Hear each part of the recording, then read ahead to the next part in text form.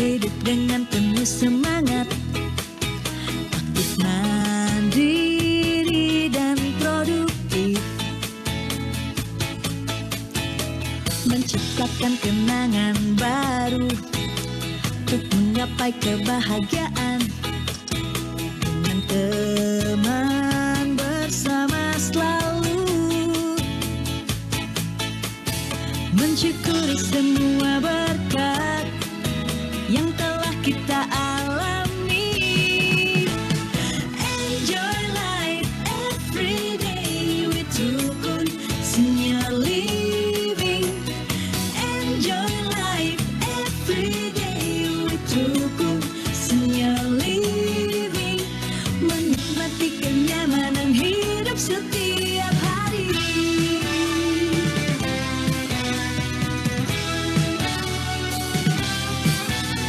Senantiasa pikir positif, maksimalkan kehidupan dengan buka wawasan baru,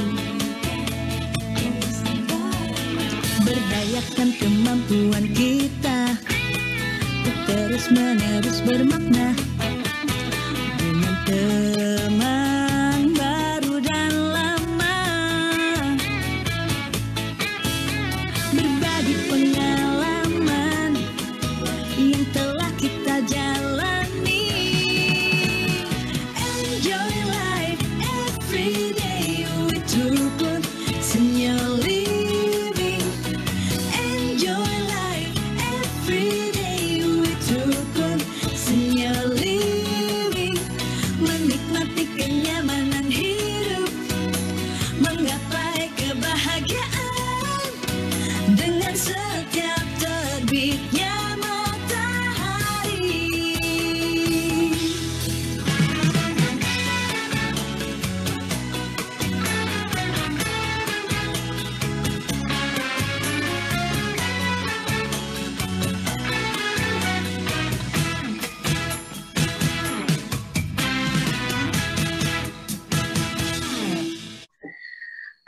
Kita berjumpa lagi di acara Small Talk with Rukun Senior Living di bulan April, bulan Ramadan ini. Bersama saya, Shana dari tim Activity Rukun. Acara ini disponsori oleh BMC Mayapada Hospital.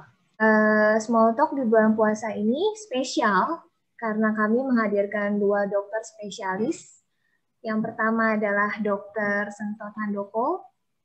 Beliau merupakan spesialis gizi klinis yang akan membahas nutrisi untuk imunitas saat pandemik dan puasa. Jadi pas banget ya di bulan ini. Yang kedua, spesialis yang kedua adalah Dr. Ibra Sakti, dokter spesialis mata yang akan membahas kesehatan mata lansia. Oke, baik Bapak Ibu, sebelum kita mulai, mari kita saksikan video dari The Villas, salah satu produk dari Rukun Senior Living. Selamat datang di The Villas Rukun Senior Living, sebuah perumahan eksklusif bagi warga senior usia 50 tahun ke atas.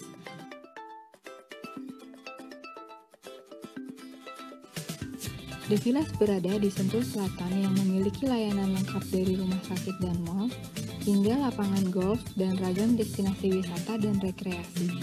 The Villas adalah bagian dari Rukun Senior Living di Darmawan Park yang menyajikan kawasan hunian dengan layanan terpadu bagi senior usia 50 tahun ke atas. Posisi The Villas memandang Bukit Hambalang yang sejuk dan asri dengan 4 tipe rumah yang tersedia,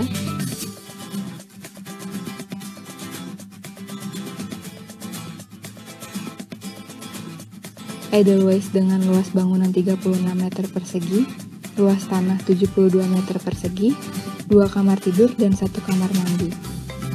Dahlia dengan luas bangunan 50 meter persegi, luas tanah 96 meter persegi, 2 kamar tidur dan 1 kamar mandi. Bougainville dengan luas bangunan 102 meter persegi, luas tanah 204 meter persegi, 2 kamar tidur dan 1 kamar mandi. Azalea dengan luas bangunan 208 meter persegi, luas tanah 204 meter persegi, 3 kamar tidur dan 2 kamar mandi.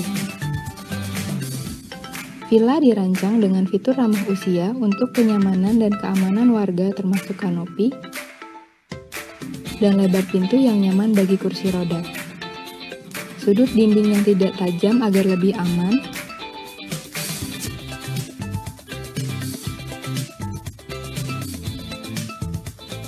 posisi stop kontak yang lebih tinggi agar mudah terjangkau, kamar mandi dengan ketinggian shower yang bisa diatur, grab bar untuk membantu keseimbangan dan mengakomodir manuver kursi roda.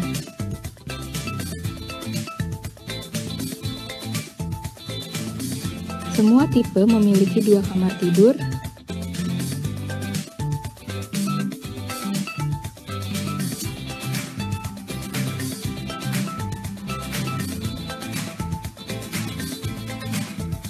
dengan ruangan konsep terbuka dan high ceiling untuk memberi kenyamanan sesuai ukuran villa yang dipilih.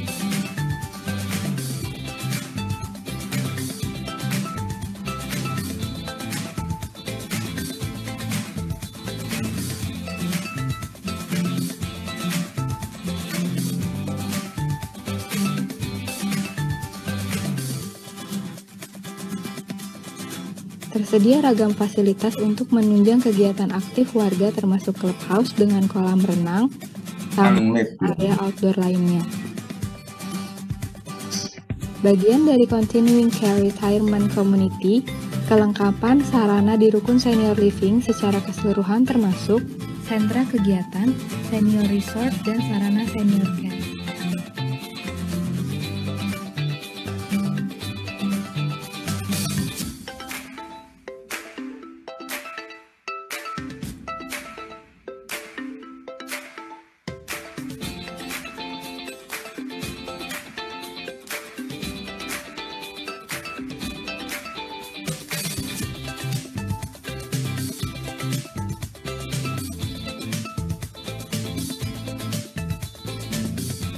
Jalani kehidupan yang aktif, produktif, dan menyenangkan dengan ragam kegiatan dan sarana yang tersedia.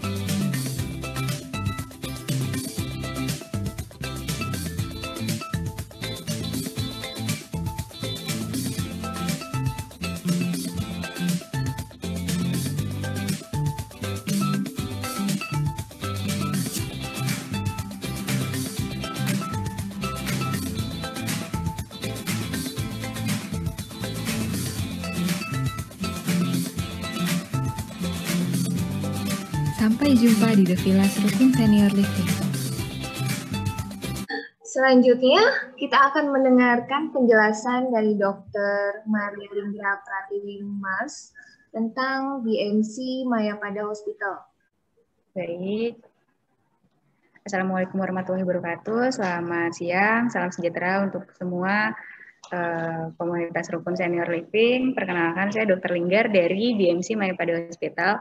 Jadi sebelum kita masuk ke materi, izinkan saya untuk memperkenalkan materi dari kami seputar tentang BMC Mayapada Hospital. Next. Ini bukan, ini beda ya? Ya, terus itu bawah. Oh, ya. Oke, jadi BMC itu sudah bergabung dengan Mayapada Hospital. Jadi kami ada 4 rumah sakit yang sudah ada, itu ada di Jakarta Selatan, Tangerang, kemudian yang ada di Bogor itu BMC, dan di Kuningan. Dan saat ini juga akan ada lagi penambahan di Surabaya dan Bandung. Ini adalah tempat kami, yaitu di Jalan Pajajaran Indah 5, nomor 97 Bogor, untuk BMC Mayapada Hospitalnya sendiri. Untuk pelayanan kami punya emergency 24 jam dengan dokter yang sudah memiliki sertifikasi tentunya. Kemudian untuk pelayanan rawat jalan kami sendiri, kami sudah punya dokter-dokter subspesialis yang terdiri dari gastrohepatologi, obgyn fetomaternal, obgyn onkologi, ginjal dan hipertensi, bedah digestif, ortopedi spine.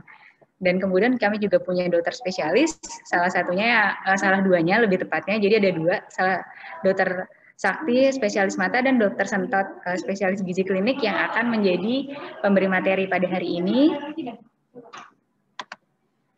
Ini untuk jadwal-jadwal dokter spesialis kami. Jadi kalau mau ketemu dokter penyakit dalam dengan tindakan minimal invasif, ada endoskopi, kita punya dokter Erwin dengan dokter Suryanto. Jadi ini bisa melakukan pemeriksaan dari tenggorokan, kemudian ke lambung, kemudian juga bisa ke usus. Kemudian kita punya dokter spesialis bedah saraf. Jadi ini adalah metode stereotaktik untuk penanganan Parkinson dan penyakit degeneratif saraf. Jadi nanti operasinya ini adalah pasiennya masih sadar, tapi bisa dilakukan operasi dengan harga yang jauh lebih murah daripada tindakan yang biasanya dilakukan. Dan ini untuk Mayapada kita cuma punya satu, dan satu-satunya ada di Bogor, yaitu Dr. Agus Aulia, spesialis bedah saraf dengan tindakan DBS brain lesioning.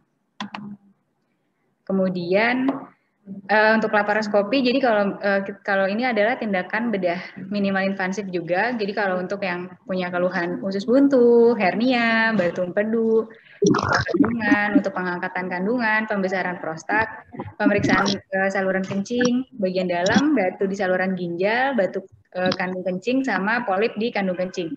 Jadi pemeriksaan ini tidak memerlukan bedah yang luas, jadi hanya di sayat kecil untuk dilakukan tindakannya, jadi meminimalisir luka juga di dalam perut.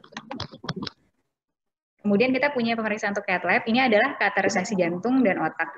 Untuk dokter spesialisnya kita punya Dr. Rinaldi, spesialis jantung pembuluh darah, dan kita punya untuk otaknya sendiri, cath lab otaknya nanti kita punya Dr. Riri Sarisanti, spesialis saraf. Kemudian yang terbaru itu adalah fakoemulsifikasi, ya, ini dilakukan oleh Dr. Libra Sakti, spesialis mata dengan jadi bedah mata tanpa jahitan untuk tindakan operasi katarak, dan kebetulan kita punya promonya juga. Jadi dari harga 16 juta untuk paket gold jadi 13.900.000, dan untuk paket silvernya itu dari harga 13.900.000 menjadi 10.800.000. Untuk paket goldnya sendiri ini pasiennya sudah 1 hari dirawat di kami, dan kalau untuk yang silvernya itu hari itu juga dia bisa pulang, seperti itu.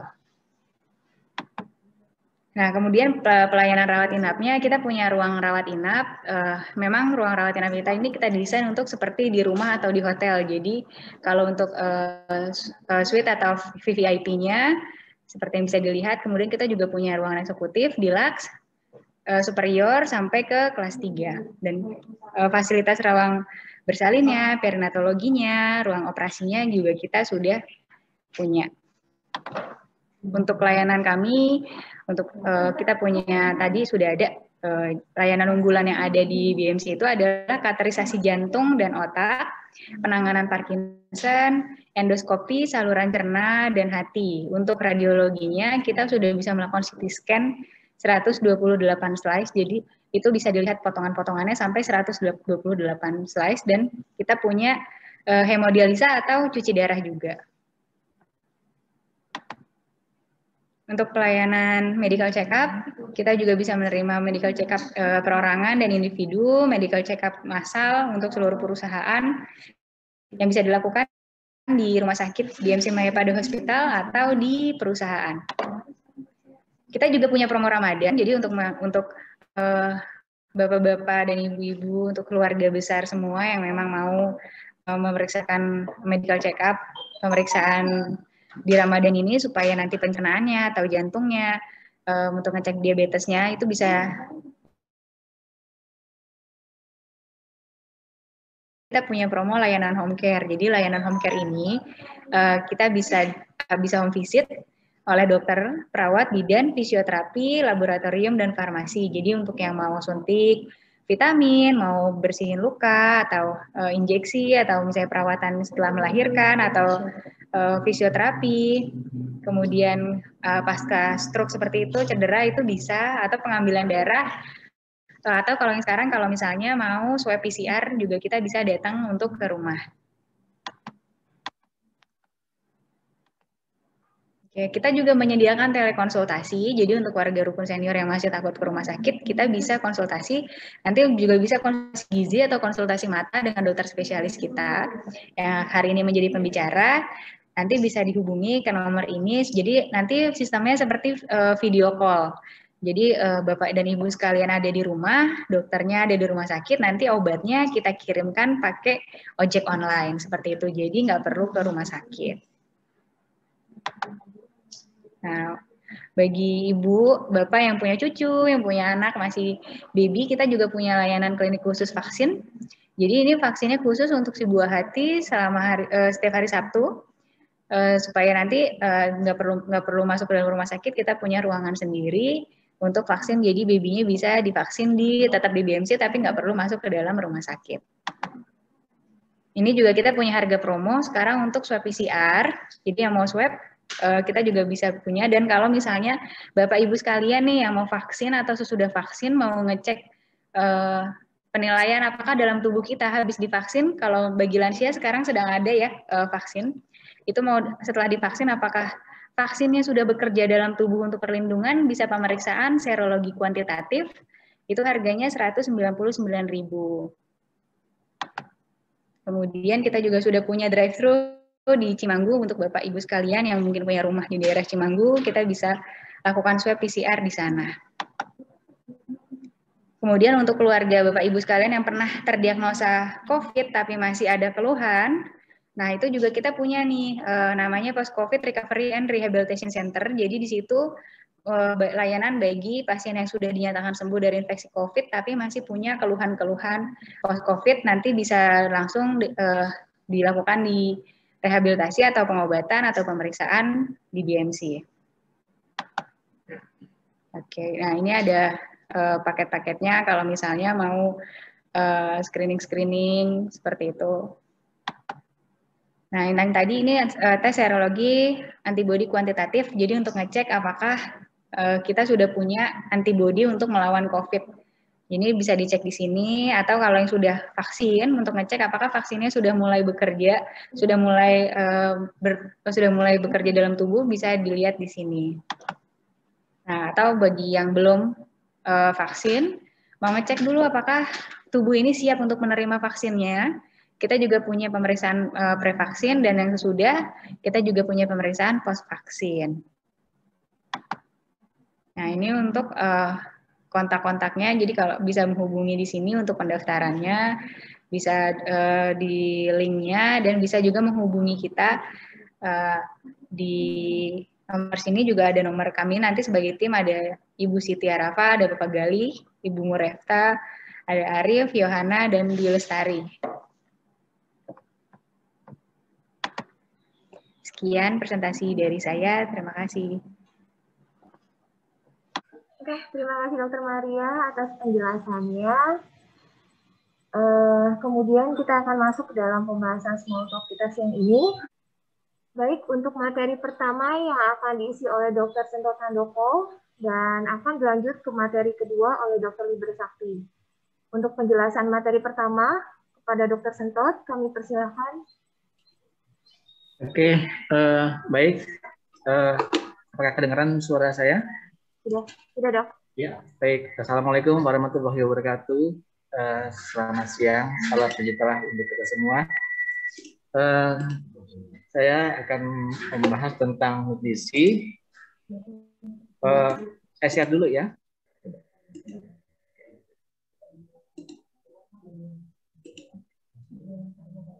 Oke. Ya.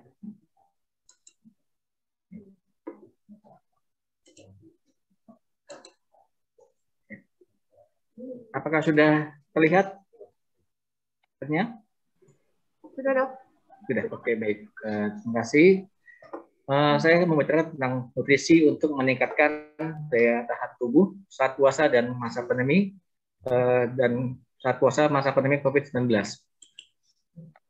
Nah, ini ibarat suatu kendaraan, bahwa yang pertama adalah mobil Brio ya, yang kurang lebih 120.200 cc, dan yang kedua ini mobil Pajero kurang lebih 2.500 cc.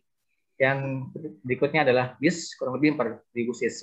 Nah, sebagai pertanyaannya adalah jika menempuh jarak kurang lebih 200, dan ternyata itu kira-kira untuk mobil Brio membutuhkan 11,5 liter untuk menempuh 200 km. Sedangkan yang Pajero kurang lebih membutuhkan 20 liter, sedangkan bis membutuhkan 33,3 liter. Nah, ini artinya bahwa semakin besar kapasitas mesin, semakin besar pula kebutuhan bahan bakarnya. Nah, untuk kebutuhan makanan dan minuman itu sangat bergantung kepada pertama usia, yang kedua jenis kelamin, ketiga berat dan tinggi badan, keempat aktivitas fisik dan penyakit penyertanya.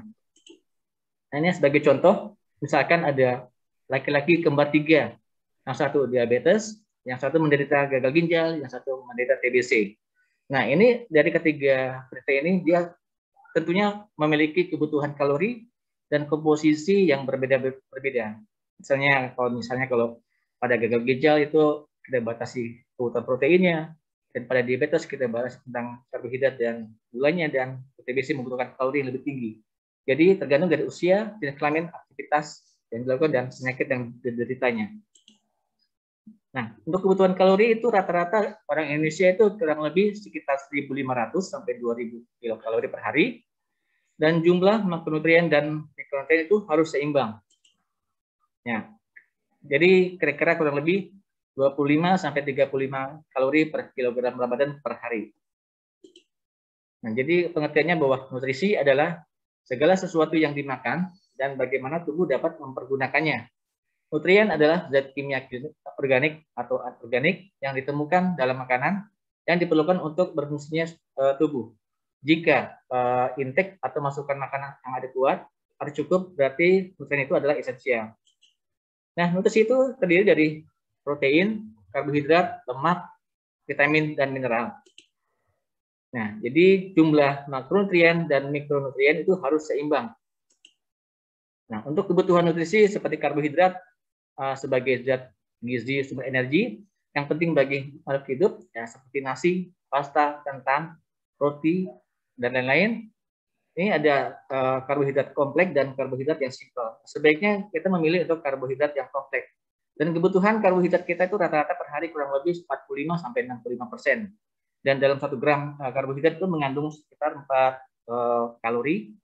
Yang berikutnya adalah protein.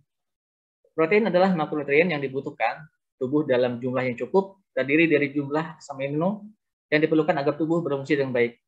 Dia terdapat di dalam daging, ikan, telur, unggas, keju, kacang-kacangan, dan lain-lain. Dan kebutuhan protein kita itu kurang lebih sekitar 10 sampai 20%. Yang berikutnya ada lemak sebagai cadangan sumber energi dan tinggi kalori. Dia terdapat dalam minyak zaitun, minyak kelapa, canola, alpukat, margarin, mentega, dan lain-lain. Dan kita membutuhkan kurang lebih sekitar 20 sampai 30% per harinya.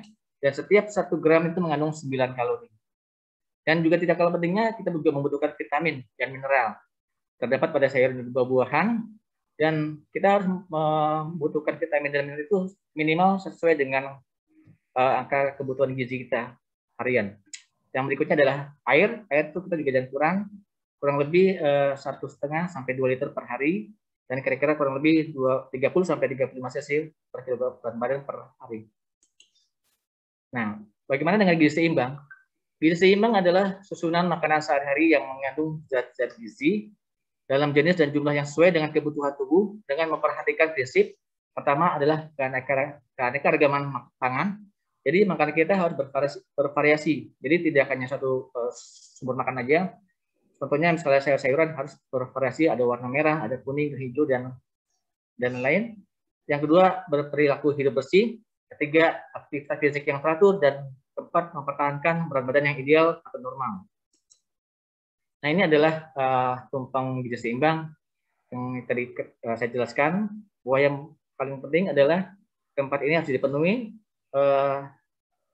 Keanekaragaman pangan, bahwa kita harus membatasi gula. Nah, gula itu kurang lebih 4 sendok makan per hari, dan 1 sendok teh garam, dan minyak kurang lebih 5 sendok makan per hari. Dan kira-kira kita membutuhkan lauk pauk itu sekitar 2 sampai 4 porsi. Dan untuk sayur dan buah-buahan kita membutuhkan sampai 2 sampai 4 porsi. Dan juga jangan lupa aktivitas fisik yang teratur disesuaikan dengan kemampuan masing-masing. Dan juga jangan lupa kita membutuhkan cairan yang agar metabolisme dan tubuh kita menjadi maksimal. Nah, bagaimana ya cara memantau berat badan yang ideal? Nah, kita harus melihat IMT, indeks massa tubuh, yaitu berat badan, yaitu dibagi dengan tinggi badan kuadrat. Ya, untuk normalnya untuk orang Asia itu kurang lebih 18,5 sampai 22,9. Nah, cara berhitungnya contoh, berat badan saya tuh 82 kg, tinggi badan 159, berapa ya indeks massa tubuh saya itu? Dan hitungannya ternyata hasilnya 32,4 dan 32,4 itu termasuk obesitas yang tipe 2. Dan ini mempunyai faktor risiko yang lebih tinggi karena mempunyai efek samping yang berbahaya jika obesitasnya semakin tinggi. Dan kita juga perlu dengan memantau lingkar pinggang, lingkar perut. Untuk pria itu lingkar perutnya itu harus di bawah 90 cm dan wanita kurang lebih harus di bawah 80 cm. Nah, jika lebih dari yang 90 atau 80 cm, maka dia akan beresiko terkena penyakit jantung koroner, gagal jantung, stroke, dan tekanan darah tinggi. Nah, kenapa ya obesitas itu terjadi? Nah, itu akibat energi yang masuk itu lebih besar daripada energi yang keluar. Jadi makanan lebih besar daripada aktivitas. Jadi seperti kayak contohnya orang yang mager, malas bergerak, tapi banyak ngemil. Nah, itu akan cenderung menimbulkan obesitas. Nah, apa ya efek sampingnya yang masalah pada obesitas? Yang tadi saya sarankan bahwa serangan jantung, bisa gangguan sendi karena berat badan yang berlebih sehingga tumpuan di lutut semakin berat. Dan ketiga, tekanan darah tinggi yang bisa menimbulkan stroke, diabetes sehingga menimbulkan luka di kaki atau di gangren yang lain. Dan juga yang paling mengerikan adalah kematian mendadak. Nah, berikutnya penyakit yang akan ditimbulkan pada ketidakseimbangan pada pola makan yang teratur. Contohnya diabetes mellitus itu akibat genetik, obesitas dan yang tidak aktivitasnya kurang, penuaan juga, dan akibat obat-obatan dengan yang lain-lain, sehingga bisa menimbulkan diabetes tipe 2, bisa menimbulkan hipertensi, dislipidemia, atherosclerosis, dan PCOS. Nah, ini dia komplikasinya yang tadi saya jelaskan. Nah, pengobatan manajemen pada diabetes itu untuk pertama kali memang harus pertama kita atur diet dan exercise-nya. Nah, ini kita atur dengan pola makan, dengan olahraganya diukur dan teratur sesuai dengan kebutuhan dan aktivitas masing. Jika ternyata memang dengan diet dan exercise ini tidak ada perbaikan, maka ditambah dengan obat-obat oral. Nah, namun jika tidak ada perbaikan juga bisa ditambahkan dengan insulin. Nah, ini adalah perubahan yang sering dialami pada tubuh lansia. Pertama ya pada komposisi tubuh, yaitu seperti meningkatnya massa lemak dan lemak dalam, sarkopenia, penurunan massa otot, dan penurunan kekuatan dan performa fisik, gangguan saraf, dan gangguan sensori, dan juga bisa mengganggu gangguan ginjal, dan juga pengaruh jantung dan udara, dan imunitas. Nah, bagaimana sih pola makan yang seimbang? Yaitu kita harus mencanangkan 3J, yaitu pertama jumlah, bahwa makan yang kita makan itu harus sesuai dengan kebutuhan kalori kita. Jadi setiap orang itu berbeda-beda, walaupun kita berat badan, umur, dan tingginya sama, mungkin saja bisa kalorinya berbeda. Yang kedua, jadwal makan harus teratur.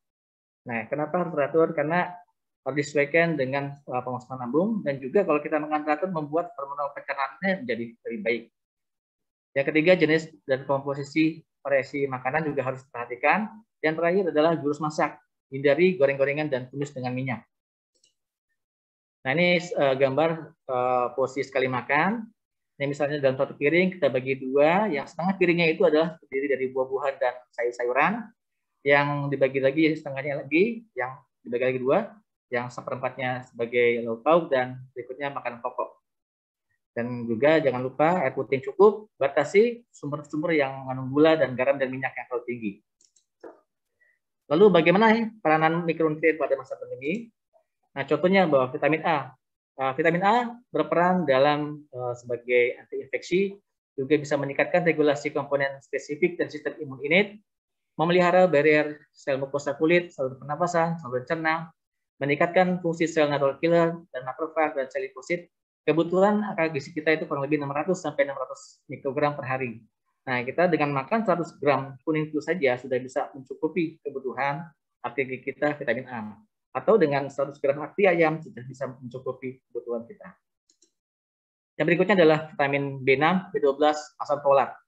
Nah, peran dalam sistem imun merupakan faktor dalam berbagai reaksi seluler, sintesis asam amino, serta struktur dasar antibodi dan sitokin. Berperan dalam proliferasi dan maturasi sel limfosit, meningkatkan aktivitas sel natural killer, penting untuk pertahanan terhadap virus. Vitamin B6 atau BAN memiliki efek inhibisi terhadap enzim SAR helikase sehingga menghambat replikasi virus. Kebutuhan AKG kita itu B6 kurang lebih 1,3 sampai 1,7 mg, B12 4 mikrogram, dan asam folat 400 mikrogram. Nah, berikutnya ada vitamin C yang tidak kalah penting bahwa sebagai peran sebagai antioksidan, menstimulasi produksi interferon, meningkatkan produksi limfosit, meningkatkan kemampuan fagosit neutrofil, dan itu terdapat pada jambu biji, buah kiwi, brokoli, lemon, dan buah-buahan. Yang lainnya juga mengandung vitamin C tinggi. Bahwa kita dengan makan 100 gram aja, contohnya jambu biji sudah mencukupi AKG kita. Yang berikutnya vitamin D. Nah, vitamin D sebagai imunomodulator berperan dalam menjaga integritas tight junction, meningkatkan ekspresi katalidin dan B-divisin dan epithel saluran nafas. Berikutnya sebagai perantara pelepasan senyawa antimikroba dan menurunkan virulensi virus. Nah, ini juga dikaitkan dengan bahwa kadar vitamin D yang optimal itu menurunkan ekspresi CD26. Kebutuhan kita kurang lebih 15 sampai 20 mikrogram. Vitamin E. Vitamin adalah peran dalam imun sebagai antioksidan kuat, melindungi membran sel dari kerusakan akibat zat oksidatif, meningkatkan produksi sel natural killer, interleukin, dan meningkatkan proliferasi sel limfosit. Terdapat pada bunga matahari, kacang almond, dan bunga matahari. Kebutuhan kita kurang lebih sekitar 15 sampai 20 mg.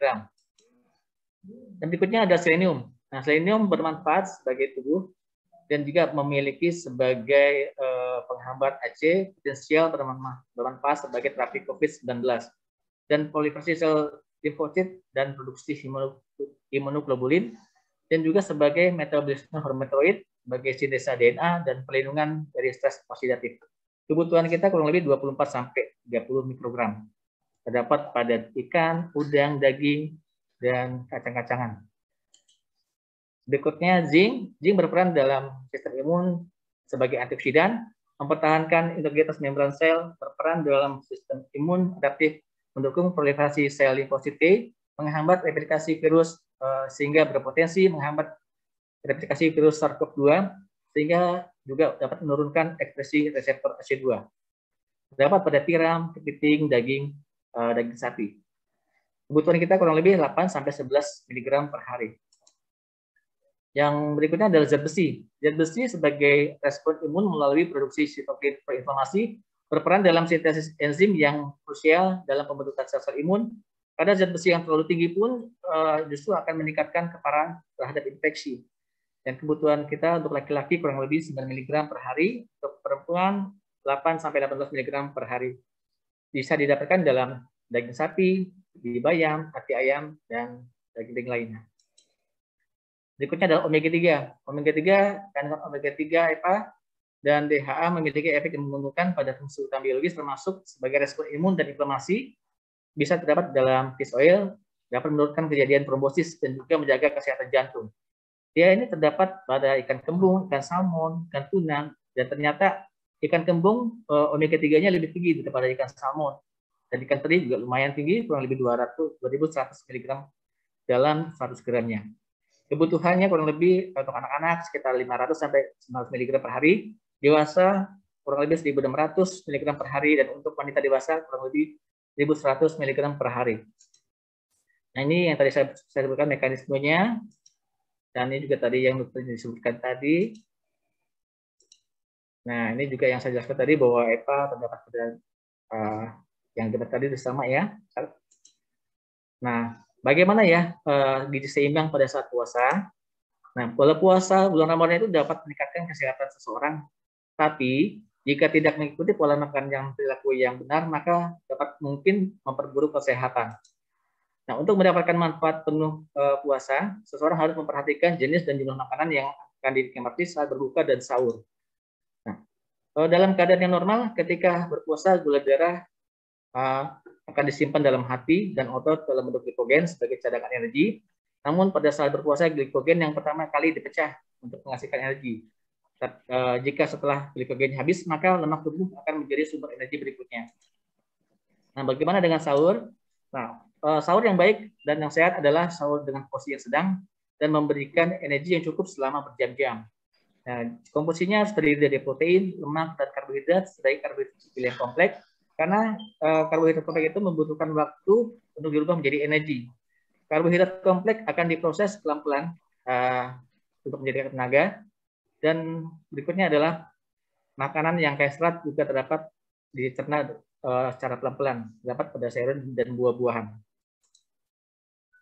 Pada saat sahur sebaiknya hindari atau batasi karbohidrat sederhana seperti air gula, sirup, makanan ringan dan sejenisnya, karena makanan tersebut itu akan cepat diserap dan cepat kenyang dan juga cepat lapar, dan sehingga tubuh kita menjadi cepat lemas. Nah, bagaimana dengan berbuka puasa? Berbuka puasa itu jenis-jenis makanan yang diperlukan orang yang berbuka puasa adalah jenis-jenis makanan yang mengandung gula, terus zat cair yang mudah dicerna oleh tubuh dan langsung cepat diserap oleh saluran cerna. Dan setelah berbuka puasa, sebaiknya jangan langsung mengkonsumsi makanan utama. Tunggu 15 menit, kita lakukan sholat maghrib dulu, karena memberikan waktu untuk tubuh tidak shock ya, sehingga ususnya bisa berproses supaya bisa menyesuaikan makanan yang akan diterima yang berikutnya. Yang berikutnya adalah asupan gizi lain yang sangat penting adalah air dan mineral dan vitamin. Bahwa kebutuhan untuk sahur kira-kira membutuhkan kurang lebih 40% dari kalori, yang untuk pada saat berbuka kita butuhkan kurang lebih 50% dari kebutuhan kalori, yang diawali dengan berbuka dengan manis-manis untuk membatalkan puasanya, ya seperti kurma atau pisang, dan sebaiknya makan berat setelah sholat maghrib, dan 10% kebutuhan kalori setelah sholat tarawih. Nah, cairan, konsumsi cairan kurang lebih 50-50 cc per kilogram badan per hari, kira-kira kurang lebih 8-10 gelas per hari, yaitu 1,5 sampai 2 liter per hari. Tujuannya adalah untuk mencegah kekurangan cairan. Nah, untuk membagi cara minumnya pada saat puasa, pada saat sahur, 1 gelas sebelum sahur, dan 1-2 gelas saat sahur setelah makan. Dan pada saat berbuka puasa, diminum 2 gelas saat berbuka puasa, dan 3-4 gelas setelah sholat tarawih. Nah, bagaimana dengan tidur setelah berbuka atau maupun sahur? Nah, sebaiknya harus dihindari, karena tidur setelah makan akan mengakibatkan penumpukan lemak dalam tubuh, karena tubuh tidak sempat membakar kalori, disebabkan karena tidak adanya aktivitas ketika tidur. Maka jika ini dilakukan terus akan menimbulkan efek obesitas, naiknya asam lambung, dan menimbulkan stroke. Sebaiknya jangan langsung tidur setelah buka maupun sahur. Dan dia saat berpuasa, tipnya adalah memiliki komposisi gizi yang seimbang, batasi makanan yang digoreng dan tinggi kandungan lemak, batasi makanan yang lebih cepat dicerna seperti gula, cukup konsumsi vitamin dan mineral, kontrol ke dokter sebelum puasa.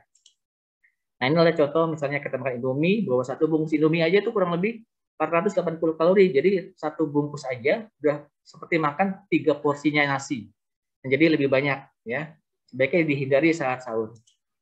Nah, kedua seperti contohnya makan burger, yang Whopper tuh kurang lebih 900 kalori, jadi udah hampir setengahnya porsi makanan kita udah kita makan dalam sekali makan. Nah, ini contohnya juga sama, oke, nasi terus. Nah, nutrition care adalah pendekatan sistematis untuk menyediakan perawatan nutrisi gizi yang berkualitas tinggi, yaitu dengan pemberian zat nutrisi bergizi yang tepat sesuai dengan kebutuhan dan kondisi pasien agar status gizi menjadi optimal. Nah, itu nutrition care itu juga diperlukan juga pada pasien-pasien yang dideritanya seperti diabetes, hipertensi, penyakit ginjal, dan sebelum atau setelah operasi, gizi buruk, dan lain-lain. Nah, jadi take home message adalah hidup sehat harus selalu diterapkan dalam kehidupan sehari-hari dengan memperhatikan satu, penuhi kebutuhan makronutrisi dan mikronutrisi yang seimbang sesuai dengan usia, tinggi badan, berat badan, jenis kelamin, aktivitas fisik yang dilakukan, dan penyakit penyerta. Kedua, lakukan pola makan gizi yang seimbang dengan keanekaragaman pangan. Ketiga, berperilaku hidup bersih. Keempat, konsultasikan gizi Anda secara teratur dalam pengaturan dan komposisi diet sesuai dengan kesehatan dan penyakit. Kelima, aktivitas fisik secara teratur dan terarah. 6. Mempertahankan berat badan yang ideal atau normal secara rutin, hindari stres, dan istirahat yang cukup. Terima kasih. Wassalamualaikum warahmatullahi wabarakatuh. Saya kembalikan kepada moderator. Terima kasih Dr. Suto Sandoko atas penjelasannya. Kita sudah selesai materi pertama awal. Mungkin akan dilanjut dengan Dr. Libra Sakti ya, yang akan membahas tentang kesehatan mata lansia. Baik, terima kasih kesempatan diberikan. Tentu saja ini saya akan menjelaskan sedikit masalah yang terutama pada usia lanjut. Salah satu topik yang akan saya bawakan hari ini tentang katarak ya. Biar supaya lebih jelas. Jadi katarak itu adalah secara definisi terjadinya kekeruhan pada lensa mata manusia. Berdasarkan umur dapat dilihat di sini ada katarak kongenital, juvenile, senilis. Kongenital itu artinya bawaan. Jadi misalkan pada bayi baru lahir biasanya ada istilahnya lekuk Korea atau ada putih, itu ada 3 kemungkinannya. Kalau tidak katarak kongenital, retinopathy of prematurity, atau retinoblastoma. Jadi kalau misalkan ada bayi baru lahir dengan seperti putih, seperti mata kucing, kalau malam itu dia mantul, bawa ke dokter mata segera, biar tentukan kasusnya apakah dia katarak kongenital, retinopathy of prematurity pada bayi prematur, atau retinoblastoma. 3 itu penanganannya sangat beda. Kali ini saya hanya sedikit mempersempit bahasan diskusi tentang katarak. Juvenile yaitu katarak yang terjadi pada usia-usia pada awal lahir dia nggak ada, kemudian pada usia sekolah atau sebagainya dia baru muncul. Nah ini juga harus kita atasi karena pada usia anak-anak sedang terjadi proses pematangan penglihatan di korteks visual, jangan sampai penanganannya terlambat. Demikian juga dengan kacamata atau yang lain-lain. Kemudian,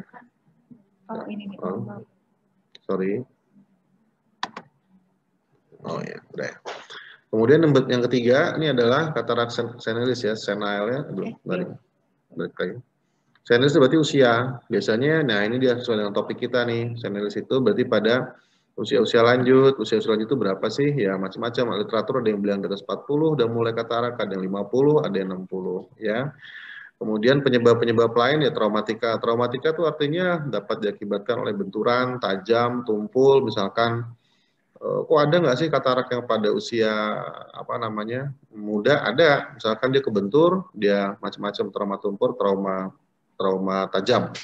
Jadi traumatika itu bukan aku trauma sama dia, bukan ya. Traumatika itu artinya benturan, sifatnya tajam atau tumpul. Penyebab-penyebab lain, other causesnya adalah adanya penyakit kronis ya, misalkan pasien uveitis, mata merah berulang terus menerus ya. Tapi nggak tahu merahnya bukan sekedar konjungtivitis aja, mungkin harus dilihat juga semuanya apa penyebabnya, apakah ada radang-radang pada traktus uvea yang biasanya itu kronik progresif, biasanya itu juga dia karena ada penyakit-penyakit sistemik. Kemudian adanya diabetes. Nah, diabetes juga bukan berarti, wah saya nggak diabetes, saya nggak katarak. Waduh, saya diabetes, saya katarak. Bukan. Kembali ke definisi awal, pada umumnya katarak tadi yang senilis tadi, itu ada pada usia. Jadi biasanya pada diabetes, kataraknya prosesnya terjadi lebih awal.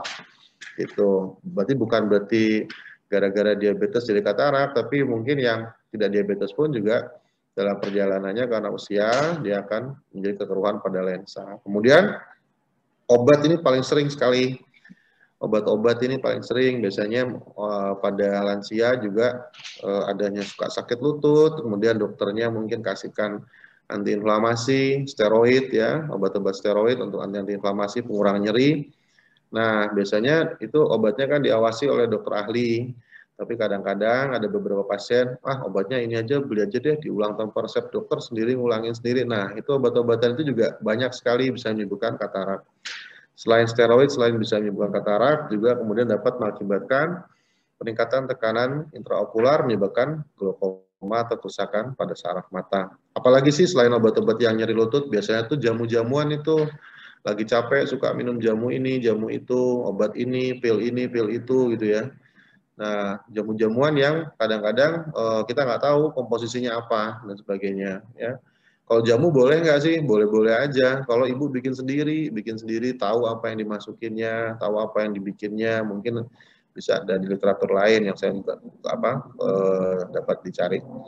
Yang nggak tahu tuh pil anu mengandung herbal anu gini ya. Sekarang kalau kita bilang herbalan, itu dalam proses menjadi bentuk sediaan kapsul tentunya mengalami proses kimia menjadi ekstraksi di situ dan kita minum terus-menerus. Sementara obat-obat yang dipakai terus-menerus jarang. Obat TBC aja biasanya 6 bulan ya dok ya, kalau saya nggak salah ya, 6 bulan.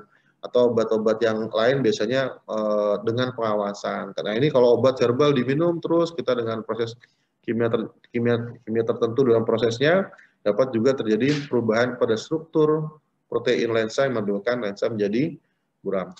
Nextnya mana? Entarnya. Oke.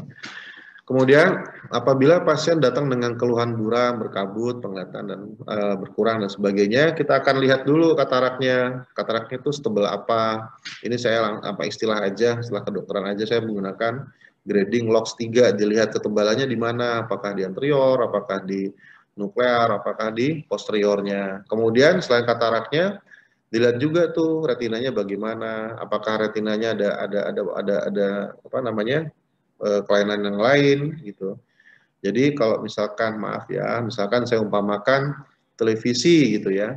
Jadi katarak itu kaca TV-nya misalkan, sementara retina itu mesin di belakangnya. Jadi kalau misalkan ada pasien dioperasi katarak dengan ada kelainan retina, dokternya bilang operasinya bagus nih, tapi kok penglihatan belum maksimal. Ya mungkin di retinanya mungkin ada kelainan ya, misalkan mesinnya ada kelainan dan sebagainya, ada glaukoma dan lain-lain. Kemudian dilihat juga di situ corneal clarity, artinya kejernihan dari kornea. Kita lihat kornea seberapa jernih dan sebagainya. Kornea itu kalau diumpamakan seperti jendela rumahnya Bapak Ibu sekalian. Jendelanya waktu baru pasang nih jernih nih kacanya, tambah lama kan tambah buram. Nah kita lihat juga korneanya buram atau enggak ya. Kemudian usia juga menentukan teknik operasi. Karena pada teknik operasi katarak akan mengakibatkan kejernihan kornea akan berkurang, ya kan. Nah, semakin kita bertambah usia, kejernihan kornea juga akan berkurang. Jadi ditentukan juga, mungkin dalam hal ini Mayapada sedang mengadakan operasi VECO. VECO itu menggunakan teknologi mesin, di situ ada kalor atau panas di situ. Nah, tergantung keputusannya. Misalkan pada usia-usia yang terlalu tua, saya juga nggak akan melakukan VECO karena mengakibatkan takutnya terjadi corneal edema atau bengkak pada kornea sifatnya persisten. Kemudian, nah menjawab tadi, dengan umur tadi kita tentukan surgical teknik atau teknik operasinya. Apakah kita bisa VECO, apakah kita kerjakan non VECO. Ya kebanyakan kasus memang bisa dikerjakan VECO, tapi tergantung kembali ke masing-masing keadaan pasiennya. Jadi nggak bisa dibilang kalau teknik A lebih baik dapat teknik B, tidak ya. Jadi tergantung situasinya. Misalkan kita bilang mobil lebih bagus daripada motor, tergantung. Kalau masuk gang ya cepetan pakai motor karena mobil nggak muat gitu ya. Kalau jalan tol ya mungkin pakai mobil karena mobil lebih kencang. Jadi tergantung situasinya. Kemudian apalagi adanya kondisi-kondisi sistemik, kondisi-kondisi pasien yang lain. Misalkan pasiennya itu dengan efusi pleura atau edem paru, sehingga pasien dalam posisi operasi dilakukan dengan keadaan tidur, dianya susah tidur sesak, nah mungkin kita ganjel, nah itu akan lain juga approach-nya, posturnya gimana, apalagi yang lainnya, pasiennya gimana nih mau dioperasi, semangat tapi ketakutan gitu, ya, kalau takut ya mungkin dapat disiapkan operasi dalam bius total. Pada umumnya operasi katarak dikerjakan dengan bius lokal. Bius lokal itu artinya pasien dengan dokter berkomunikasi, akan komunikasi, jadi sangat diperlukan kerjasama antara dokter dan pasiennya. Misalkan dokternya bilang, Bu, lihat ke lampu, Pak, ke atas, Pak. Oke, gini, ikutin aja. Kalau kita tenang, kita bisa ngikutin instruksinya. Tapi kalau kita udah panik duluan, itu cuma perintahnya seperti, Bu, lihat ke atas. Udah bingung, ke atas yang mana ya? Lihat ke bawah, ke kaki, lihatnya ke samping. Padahal kan kakinya di bawah ya. Kayaknya nggak ada kakinya di samping, nggak ada ya mungkin ya. Seperti itu ya. Kemudian inform consent tadi melibatkan bahwa mengapa keadaannya harus dioperasi, bagaimana prognosis atau perkembangannya, kemudian komunikasi pasien dengan dokter yang baik. Artinya dengan operasi lokal itu harus tenang, nyaman, dokternya bikin tenang, pasiennya juga bikin tenang, dokternya ya pasrah, karena juga situasi ini kan harus dikerjakan. Oke, selanjutnya, misalkan seorang pasien datang ke rumah sakit dengan katarak, apa yang dokter kerjakan? Pertama, ini katarak nih, langsung operasi. Enggak, pertama kalaupun ada katarak, saya akan ukur kacamata dulu. Saya kasih lihat ini. Untuk saya pribadi ya, saya lihat misalkan ini penglihatan tanpa kacamata ya. Ini kacamata tuh ini Bu, spectacles ini ya. Kemudian kita lihat dengan kacamata membaik nggak? Kalau dia membaik ya sudah, tawarkan kacamata. Misalkan dengan kacamata tidak membaik, ya kita jelaskan ke pasien, Bu, ini ada katarak, Pak Bu, ada katarak, kasih kacamata, kemajuannya hanya segini, gimana? Kalau pasiennya bilang, ya udahlah dok, segini aja nggak apa-apa, kacamata aja, ya nggak apa-apa, terserah pasiennya aja, ya kan? Kalau misalkan Bu, ini kasih kacamata nggak maksimal, cuman segini, mungkin saran saya operasi, ya udah dok, kita operasi, ya baik, kita siapkan operasi. Jadi kalau ditanyain operasi katarak tuh harus apa enggak sih gitu ya? Operasi katarak semuanya kebutuhan pasien di mana? Ada pasien mungkin kebutuhannya, saya cuman untuk lihat halaman aja cukup, ya udah, dia kacamata nggak maksimal, dia merasa cukup, ya udah. Tapi kalau dia misalnya masih aktif sekali, kerjaannya masih ikut seminar sana sini, masih ikut aktif bikin menulis, bikin paper, bikin macam-macam, dia masih nyupir sana sini, nengokin cucu kemana-mana, terganggu arahnya operasi, ya mungkin opsi operasi akan dipertimbangkan. Jadi semua keadaan katarak akan kita periksa semua, kemudian akan didiskusikan ke pasiennya, apa kebutuhannya, apa keinginan pasien, dan sebagainya. Oke, selanjutnya, udah selanjutnya selesai berarti ini. Terima kasih, kira-kira itu. Selamat siang.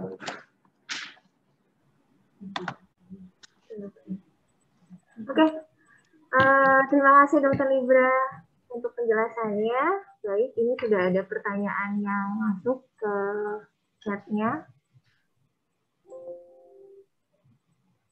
Mungkin saya bacain aja satu-satu ya. Dari Ibu Sondang. Mungkin ini lebih ke dokter Sentot, ke dokter spesialis gizi. Dokter, apakah sahur boleh minum teh atau kopi dan makanan berminyak? Tuh, yang pertama katanya dok. Oke, jawab ya. Boleh ya. Silakan, dok. Oke, baik, terima kasih. Apakah boleh minum kopi atau teh? Memang sih boleh-boleh saja, tapi sebaiknya dihindari karena sifat dari kopi itu bisa menyebabkan diuresis gitu. Kalau jika pas lagi saat dia ternyata pas lagi berpuasa sering dia buang air kecil, maka dikhawatirkan untuk menimbulkan dehidrasi cairan karena sifatnya dari kopi itu menyebabkan diuresis. Nah, tapi ada juga yang penelitian tuh bahwa dia kalau dia minum kopinya sudah kronis, sudah terbiasa minum kopi, efek diuresisnya itu berkurang gitu. Jadi masih diperbolehkan kalau memang sudah terbiasa minum kopi gitu. Yang dikhawatirkan kalau yang memang yang punya efek diuresisnya tinggi sehingga dia sering kencing terus. Jadi dikhawatirkan menimbulkan dehidrasi pada hari itu. Terus bagaimana dengan makan berminyak? Boleh jika memang selama komposisinya masih dalam takaran yang setelah ditentukan gitu. Tapi kalau jika berlebih sebaiknya dihindari. Tapi memang kalau berlebih karena apa? Bahwa makanan berminyak itu tinggi kalori karena hampir 2 kali lipat dari kebutuhan karbohidrat dan protein gitu.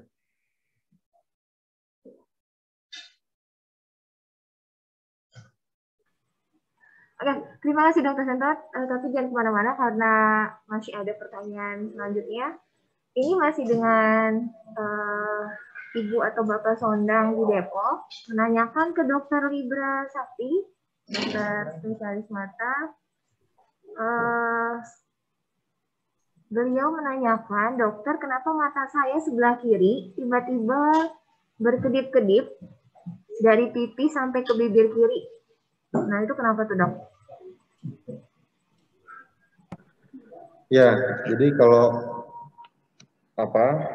matanya berkedip-kedip itu kan berusaha menghilangkan ada sesuatu, mungkin ada foreign body sensation, ada sensasi benda asing, dia pengen menyingkirkan tadi kedip-kedipnya tadi, misalkan orang kelipan atau ada yang lain, atau matanya kering juga bisa.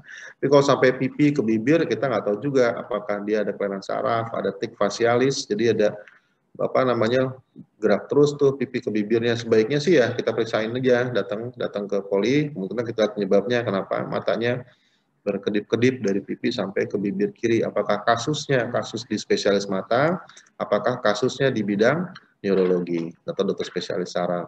Saya pikir itu. Terima kasih.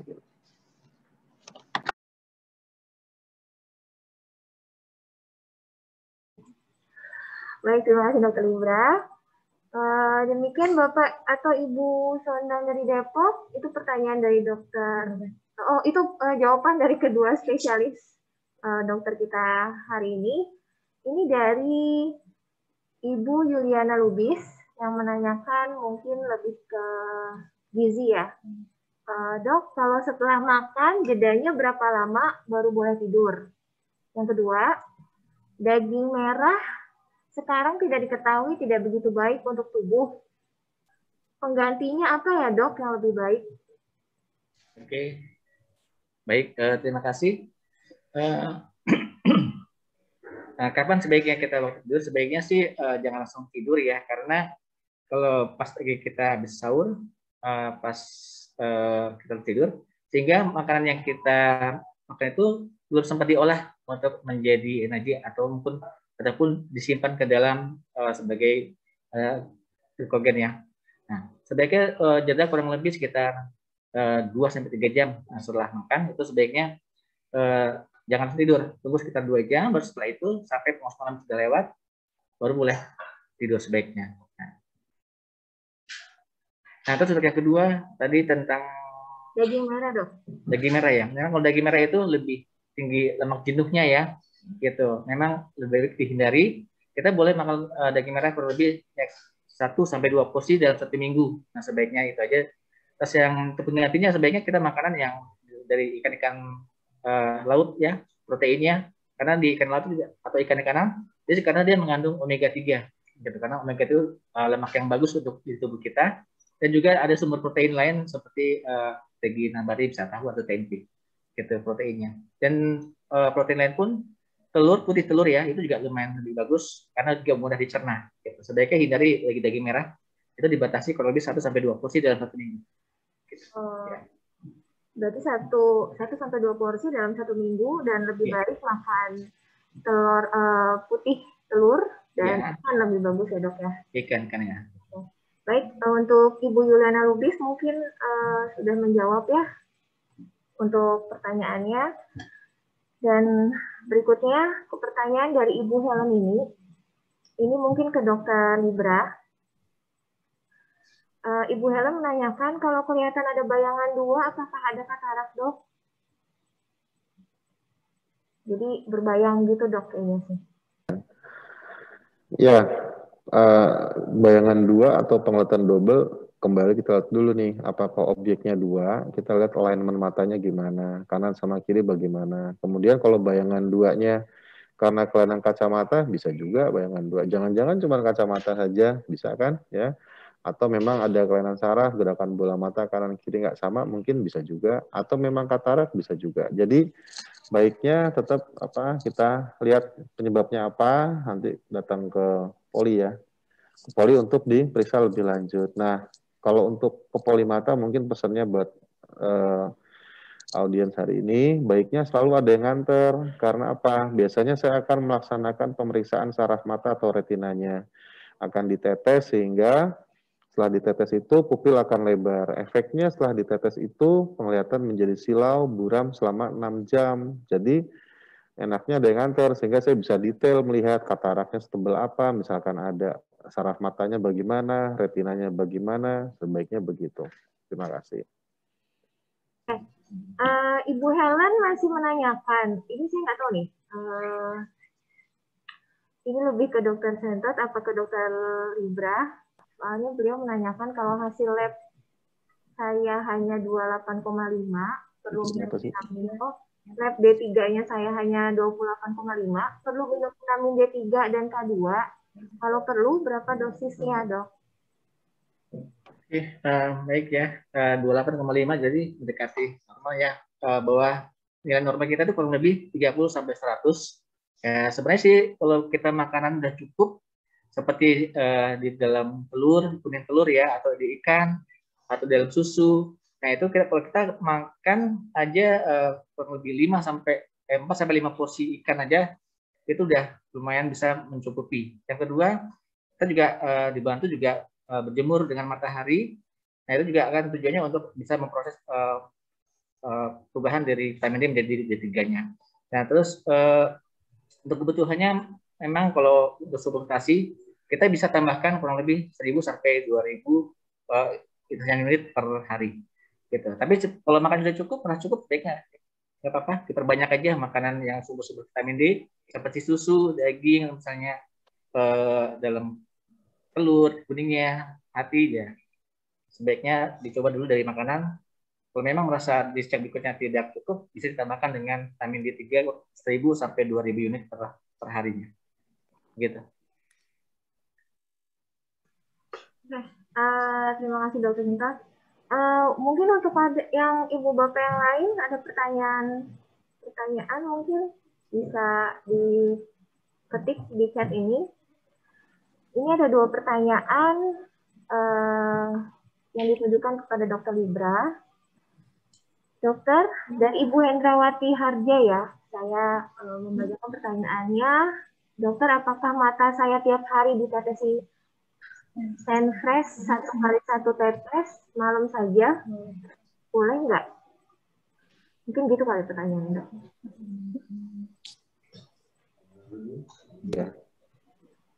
Ya, baik. Terima kasih atas pertanyaannya. Saya coba jawab pertanyaan dari Ibu Yuliana Lubis. Apa ciri-ciri katarak? Baik, ciri-ciri katarak paling umum adalah penglihatan menjadi buram, kemudian berkabut seperti melihat asap, ya.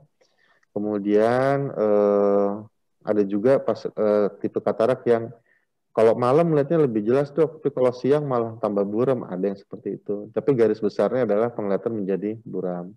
Apakah semua buram itu katarak? Ya belum tentu. Makanya kita harus lihat dulu ke apa saja yang kira-kira dapat menyebabkan penglihatan jadi buram tadi. Jadi kalau katarak ya tadi kita mesti lihat dulu ya. Salah satu paling sering ya adalah penglihatan jadi buram.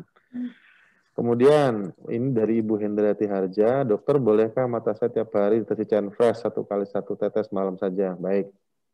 Senfresh itu kan sebenarnya merek, Sen itu kan Cendo ya, dari PT Cendo. Dia adalah suatu kelompok artificial tears atau air mata buatan, gunanya untuk melapisi mata supaya tidak kering. Nah, ini tadi berhubungan dengan lansia. Dia pada usia lanjut itu semuanya menjadi berkurang. Contoh mungkin kalau di bidang lain mata, lututnya sakit nih karena minyak sendinya berkurang, kira-kira gitu ya. Nah, sama juga mata itu tir filmnya, lapisan tir filmnya menjadi kering, yang harusnya mata itu permukaannya licin menjadi kering. Biasanya keluhannya matanya seperti sekeset, kemudian ada juga bilang berair, loh kok matanya berair dibilang kering gitu, gimana sih, padahal kan berair gitu. Jadi lapisan air mata itu ada 3 lapis tuh, ada apa istilah saja mungkin untuk ini aja aqueous, kemudian bagian atasnya adalah lapisan lemak. Nah, pada usia-usia lanjut yang lapisan paling atas yang dari lapisan lemak itu produksinya menjadi berkurang sehingga air mata menjadi mudah menguap. Karena mudah menguap, biasanya tadi muncul yang gejala berikutnya, matanya keset, kering. Kenapa? Karena air mata itu mengandung pertahanan untuk terhadap kuman atau mengandung mengandung imunoglobulin untuk pertahanan tubuh. Kalau pertahanannya kurang, jadi gampang kering. Ya, pertanyaan saya balik lagi. Dulu waktu umur masih 20-an kayaknya nggak pernah ada keluhan kayak gini mungkin ya. Tapi tadi sesuai dengan pertambahan usia, benteng-benteng pertahanan mata salah satunya lapisan air mata tadi menjadi kering sehingga mata menjadi mudah iritasi ya. Nah, kemudian di penambahan si Senfresh tadi boleh saja, boleh pakai tiap hari boleh karena dia sifatnya hanya lubricants atau menambah proteksi supaya mata tetap menjadi tidak kering. Baiknya menggunakan untuk pemakaian jangka panjang baiknya menggunakan sediaan yang tidak mengandung pengawet ya, tidak preservatif free. Jadi kemasannya yang kecil-kecil itu dia nggak mengandung pengawet, jadi dapat dipakai dalam digunakan dalam jangka panjang. Kira-kira itu. Makasih. Ini langsung juga gimana? Oke. Untuk yang Ibu Cecilia Angela sudah ya dok ya? Yang usianya Oh iya. 58 tahun. Oh ya, sorry. Ada bayangan hitam. Bayangan hitam sering juga tuh, floaters orang bilang tuh. Apakah Ibu gejala seperti kayak lihat benang terbang melayang-melayang gitu? Bisa juga. Atau enggak lagi ngeliat kanan, ngikut bayangannya. Lagi ngeliat kiri, ngikut. Kadang-kadang lagi merem, benangnya lewat sendiri. Atau seperti nyamuk atau gimana. Itu karena floaters. Itu adanya tadi, tambah usia misalkan nih jari saya nih. Mana jari saya? Nggak ada ya. Misalkan tangan kita deh. Tangan kita kan, mana sih? Nah, ini kan jari nih. Jari ini kan bentuknya seperti ini karena isinya tulang ya. Ada tulang dan otot. Kalau mata itu nggak ada tulangnya. Jadi selain lidah tak bertulang, mata juga nggak bertulang. Jadi dalamnya mata itu gel. Nah, gel atau kita bahasa Indonesia sebutnya badan kaca.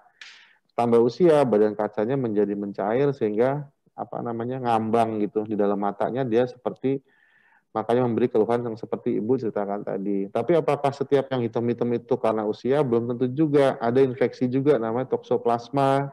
Toksoplasma itu dapat mengakibatkan kehilangan penglihatan infeksinya karena dia menyerang langsung ke makula. Nah, biasanya dokter begitu dibilang ada keluhan bayangan hitam seperti tadi, dokter akan melaksanakan pemeriksaan retina, memastikan kasus ini kasus infeksi atau kasus karena pencairan dari badan kaca tadi. Apabila kasusnya karena pencairan badan kaca tadi, yaitu karena berhubungan dengan usia, maka ya penjelasannya tidak ada terapi definitif, tapi informed consent. Kemudian kalau misalkan penyebabnya ternyata memang infeksi tokso, maka kita lakukan obat-obatan. Tokso itu macam-macam, biasanya dari sayuran yang dicuci nggak bersih, ya, makan lalap-lalapan yang nggak bersih, gitu ya, yang kita nggak tahu gimana, atau kita terinfeksi dari tokso yang di tanah, di sayuran, kemudian kitanya nggak cuci tangan, langsung makan, kita habis megang tanah, ya bisa-bisa aja. Itu paling sering tokso. Kalau kasusnya tokso itu paling sering karena mungkin culture-nya kan suka makan lalapan tuh. Kalau saya sih makan lalapan, cuman biasanya yang saya makan yang saya bikin sendiri gitu. Biasanya kalau kita ada lalapan nasi box itu, kita nggak tahu sayurnya itu waktu itu sempat jatuh nggak, kita nggak tahu ya. Bukannya suzon, bukan. Tapi maksudnya kita nggak tahu. Kalau saya pribadi, saya masih makan lalapan, tapi yang saya tahu sendiri di rumah yang nyucinya kayak gimana gitu. Kalau saya misalkan lagi jamuan makan, ada lalapan, biasanya saya nggak makan. Karena saya, daripada nanya-nanya, ini cuci nggak? Kan tersinggung nanti tuan rumahnya. Mending menjaga-jaga, mending saya nggak makan. Gitu. Jadi, takutnya dia, tokso biasanya di situ. Di sayuran atau di daging yang dimasak kurang matang juga bisa. Gitu. Kira-kira itu. Nah, itu kita pastikan dulu item-itemnya apa. Apakah tokso, apakah floaters karena, sineretik dari badan kaca. Harus dilihat dengan dokternya. Kalau Ibu mau memeriksa, bawa keluarganya, karena tadi saya ulangi lagi, pemeriksaan mata setelah saya tetes akan buram 5-6 jam, jadi pulang harus ada yang nganter, setelah 6 jam penglihatan balik awal lagi seperti biasa. Itu prosedur pemeriksaan untuk melakukan pemeriksaan pada retina. Terima kasih. Oke, terima kasih Dokter Libra. Bapak Ibu, apakah ada yang ingin ditanyakan lagi? Kalau misalnya ada,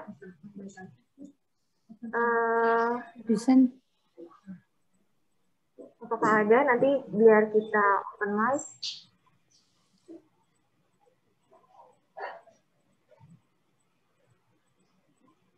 Mau dibuka aja. Ini Mbak, saya Mbak. Oh, oke, silakan Eyang. Mbak Shana. Iya, baik Eyang, tanyakan aja langsung. Saya mau dapat Dokter Libra, Dok. Saya sudah operasi katarak 2 kali. Sebelum saya operasi, itu saya kalau membaca buku dan sebagainya, saya justru tidak mempergunakan kacamata. Jadi saya minusnya yang ini. Tapi setelah operasi, saya sekarang kesulitan kalau membaca harus pakai kacamata. Apakah katanya kalau usia tambah tua itu plusnya yang tinggi katanya gitu. Apakah itu ada pengaruhnya dari usia atau dari apanya ya, Dok? Baik. Saya jawab ya, Bu ya. Jadi kita kembali ke Ya, monggo. definisi tadi. Katarak itu adalah kekeruhan pada lensa mata manusia. Jadi Gusti Allah nyiptakan manusia di dalam matanya ada lensanya tuh, Bu. Ada lensanya dia. Nah, katarak itu lensa yang dikasih Gusti Allah, tadinya bening jadi buram, kemudian dipasang sama dokternya lensa buatan. Ditanam lensa buatan, ya. Jadi saya ulangi, lensa yang Gusti Allah kasih, tadinya bening jadi buram, dihancurkan dengan gelombang ultrasound, kemudian ditanam lensa buatan, seperti itu. Nah, pada lensa aslinya yang dikasih sama Gusti Allah itu, ya, itu lensa itu dia bisa berakomodasi, bisa mencembung, bisa bergerak lah lensanya itu. Makanya pada saat membaca dia akan berakomodasi dia atau bekerja seperti otot dapat mengkerut dapat relaksasi seperti itu. Sementara lensa tanam itu bahan nggak bisa seperti itu, dia akrilik biasanya paling sering bahannya itu banyak macam-macam bahannya banyak. Jadi dia tidak bisa, lensanya nggak bisa seperti benda hidup seperti mengkerut atau rileks dan sebagainya gitu. Makanya lensa akan segitu terus. Nah, karena dia tidak ada akomodasi, tidak bisa kontraksi tadi seperti otot tadi, makanya untuk baca pada setiap pasien operasi katarak pada umumnya untuk bacanya dikasih +3, ya. Jadi misalkan ada pasien saya operasi dia umur 32 udah katarak. Saya tulis di situ untuk baca dekatnya +3. Kenapa +3? Saya tulis di resepnya karena pasien sudah operasi katarak. Kan jarang orang umur 30 +3, biasanya umur 60-an +3. Jadi kita bikin untuk semua operasi katarak, untuk baca, iya kita kasih +3. Ada beberapa lensa multifokal yang tidak perlu, tapi saya pikir untuk di Mayapada mungkin tetap harus pakai. Untuk bacanya terutama +3. Pada umumnya seperti itu. Terima kasih, Bu.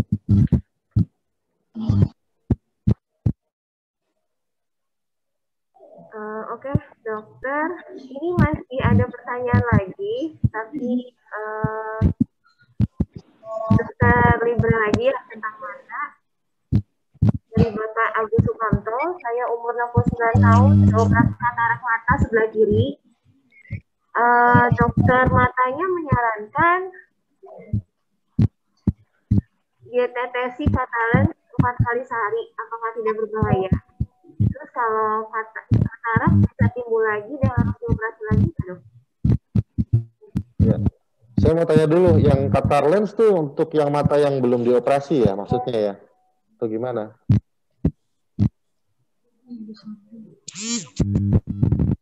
Ya, sudah, saya jawab aja. Enggak, keduanya ditetesi, dok. Oh ya, oke. Ya, kalau sudah operasi katarak tadi kembali ke definisinya, katarak adalah kekeruhan pada lensa mata manusia. Jadi operasi katarak itu lensa mata manusia yang sudah buram, kemudian dihancurkan, kemudian dipasang lensa buatan, ya. Nah, Qatar Lens itu adalah satu produk farmasi yang gunanya untuk memperlambat terjadinya katarak, ya. Memperlambat artinya tahu ya Bapak ya, nanti datang juga. Jadi misalkan pada pasien katarak dikasih Qatar Lens, misalkan pasiennya masih belum mau operasi nih, ya udah kasih Qatar Lens supaya dia memperlambat. Tapi bukan berarti dipakai jadi hilang, artinya dipakai kataraknya tambah supaya tidak tebal lebih cepat. Mungkin pasien masih mikir-mikir mau operasi dan sebagainya. Jadi yang lebih tepat berarti kalau kembali ke tadi, Qatar Lens diteteskannya pada mata yang belum dioperasi, yang masih ada kataraknya, karena Qatar Lens sendiri gunanya untuk memperlambat penebalan katarak gitu. Jadi kalau yang udah dioperasi nggak perlu pakai Qatar Lens karena kan udah nggak ada kataraknya, udah dipasang lensa buatan. Kemudian apakah katarak bisa timbul lagi dan dioperasi lagi? Baik. Ada istilah namanya katarak sekunder. Sebetulnya sih bukan katarak lagi, tapi lensa yang ditanam dimasuk ke dalam mata, itu kemudian kan itu dianggap oleh tubuh sebagai benda asing. Kemudian beberapa individu, tidak semua pasien, itu dia akan membentuk jaringan-jaringan parut pada lensanya. Ibaratnya gini Bu, Ibu baru pasang jendela baru nih, jendelanya kok langsung burem lagi gitu. Nah itu nggak dioperasi. Biasanya kalau terjadi PCO atau posterior capsule opacity, terjadi kekeruhan pada lensa tanam, itu bisa dilakukan dengan yak laser saja. Yak laser tuh tidak dilakukan di kamar operasi, hanya duduk, lihat ke depan, kemudian bisa juga tetes aja, kemudian dilakukan laser. Oh iya, saya mungkin lupa tadi ya, kembali ke operasi katarak ya. Operasi katarak juga sama, untuk di Mayapada juga dikerjakan dalam pada umumnya bius lokal. Jadi tadi biasanya tetes aja sama seperti itu. Kira-kira seperti itu. Jadi saya ulangi, catar lens digunakan pada mata yang belum dioperasi, yang sudah nggak usah. Terima kasih. Baik, gimana Pak Agus? Apakah sudah menjawab pertanyaan dari dokternya? Iya, kata dokternya itu yang dioperasi sama yang enggak, dua-duanya ditetes gitu. Dok. Oh, nggak usah Pak, yang belum saja, yang belum dioperasi saja. Waktu itu dioperasi saya ada masalah itu. Jadi sesudah dioperasi kok pandangannya malah lebih jelek sebelum dioperasi. Yaitu saya, kok ini apa gagal apa bagaimana. Terus ya lama kemudian baru seimbang itu. Yang sebelah kanan itu lebih bagus daripada sebelah kiri yang operasi. Terus akhirnya belakangan ya ditetesi, terus ya akhirnya ya sama aja waktu. Ini waktu itu dokternya, kamu operasi aja langsung. Wah, saya pikir ini udah perlu operasi. Itu saya. Nah, baik. Jadi saya kalau untuk untuk kalau Bapak baca sendiri nanti di catar lens itu sama, di catar lens itu tujuannya untuk memperlambat katarak. Jadi kalau Bapak baca kemasan botolnya, indikasinya adalah untuk memperlambat terbentuknya penebalan pada katarak. Jadi kalau misalkan sudah dioperasi katarak, berarti kan kataraknya udah nggak ada harusnya ya.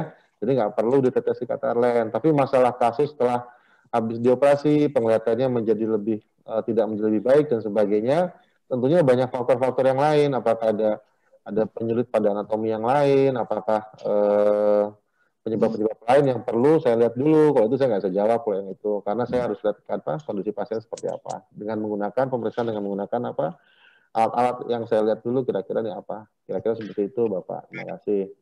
Katanya itu bisa timbul lagi, jadi perlu ditetesi lagi katanya. Jadi nggak usah. Tapi ini aja nanti kapan Bapak nanti bisa datang ke poli, nanti saya lihat dulu seperti apa ceritanya, nanti baru kita pikir lagi. Nggak berbahaya itu, tiap hari ditetesi 3-4 kali sehari. Kalau biasanya nggak perlu ya, catar lens, kembali tadi catar lens untuk memperlambat katarak. Kalau kataraknya udah dioperasi nggak perlu dipakai lagi.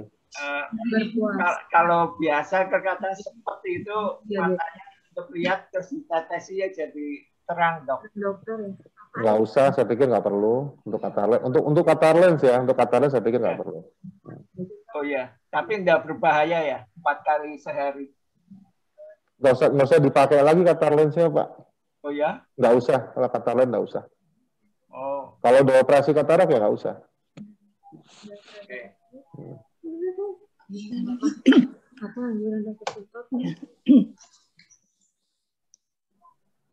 Boleh bertanya, Pak Dokter? Pak Dokter, apakah boleh bertanya, Bu? Dokter? Boleh. Ibu mau nanya ke dokter? Saya Lukri Darmaju. Oke. Dokter mata, Dokter Libera dulu. Apa glukoma bisa diobati, Pak Dokter? Atau ada obat yang memperlambat kebutaan total? Terima kasih. Baik, terima kasih. Pertanyaannya bagus sekali.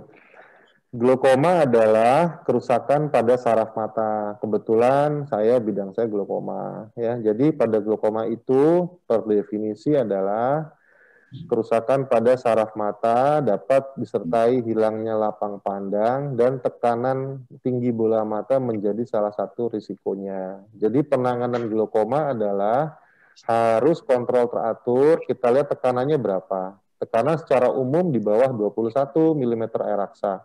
Jadi pasien-pasien glaukoma akan diperiksa tekanannya. Maaf ya Bu, misalkan tuh tekanan tuh kayak gini tuh. Kayak misalkan ban motornya anginnya kekencengan, nah tekanannya kurangin, nah seperti itu. Tapi bukannya main mata sama motor ya Bu, ini hanya supaya analogi supaya mudah saja.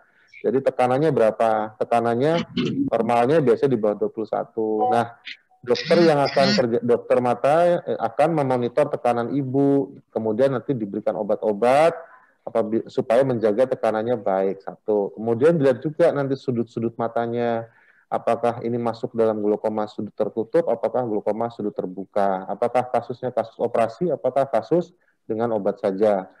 Pada pasien glaukoma, tujuan operasi glaukoma adalah untuk mempertahankan penglihatan yang masih ada, bukan membuat penglihatan menjadi lebih baik. Artinya kita mempertahankan penglihatan yang masih ada gitu untuk pada kasus glaukoma.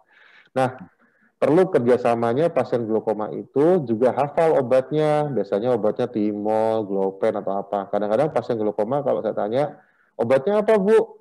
Oh yang kecil-kecil, yang tetes-tetes. Iya, kecil-kecil. Kalau yang besar-besar ya nggak ada. Obat tetes yang besar jarang. Artinya harus hafal karena dokter akan mainkan. Kadang-kadang obatnya pakai 1 regimen, kadang-kadang pakai 2 regimen, kadang-kadang pakai 3 regimen, kadang-kadang 1 cukup, kadang-kadang dilepas. Itu bagusnya untuk pasien glaukoma.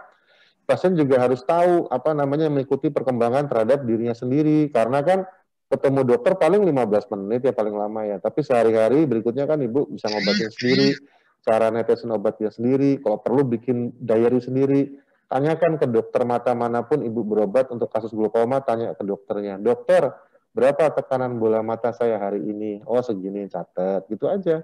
Jadi nanti pada saat misalkan nggak ketemu saya, mungkin ketemu dokter yang lain, dokter lain enak tuh, oh tekanannya segini, obatnya ini, dia tinggal teruskan saja. Jadi untuk pasien glaukoma, kontrolnya seterusnya, sepanjang hidupnya, seterusnya. Seperti kalau orang berpikir, aduh kok aku capek banget ya, kontrol terus-terusan. Ya sama, kayak orang dengan diabetes kan juga kontrol ke penyakit dalam untuk ngatur gula darahnya. Orang hipertensi juga kontrol terus untuk untuk tensi darahnya. Glaukoma juga sama, kita ukur tekanannya secara rutin, datang sesuai jadwal yang diberikan dokter, nggak boleh putus obat, nanti dokter tentukan sendiri kapan harus stop dan sebagainya. Kira-kira seperti itu, Ibu.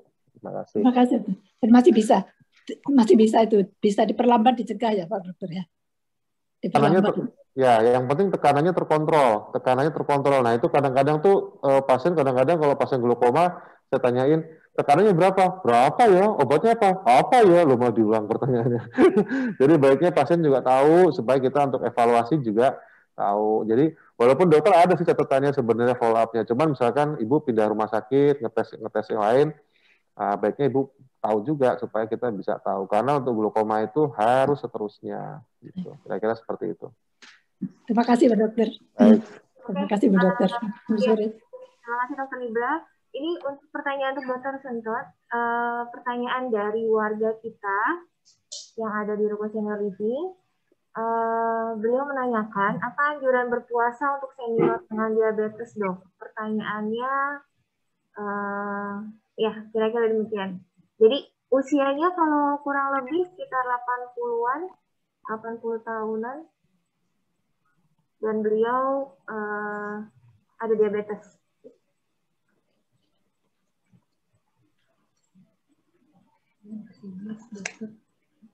Mohon maaf, diulangi lagi pertanyaannya.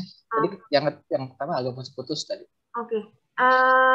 Pertanyaan ini dari salah satu warga kita di Rukun, dan beliau usianya sekitar 85 tahunan.